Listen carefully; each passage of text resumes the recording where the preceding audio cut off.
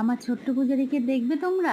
ওই দেখো আমার ছোট্ট পূজারীটি যাচ্ছে গুটি গুটি পায়ে তুলসী মন্দিরে জল দিতে।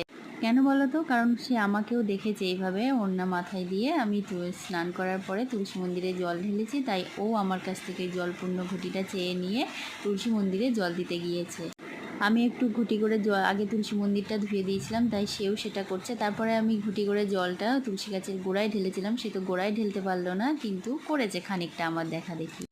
এমনি এমনি যাবে না, আমি যেভাবে ওড়না মাথায় দিয়েছি ওকেও সেই ওড়নাটা পরিয়ে দিতে হবে, তবেই যাবে। ফিরে চলে আসছিল, তারপরে মনে পড়েছে হঠাৎ আমিও এরকমভাবে প্রণাম করেছিলাম, তাই আবার প্রণাম করলো। এবার আবার মাথা ঠুকে প্রণামটা আর করতে পারলো না, হাত জোর করে ভালো করে ভক্তি ভরেও প্রণাম করছে।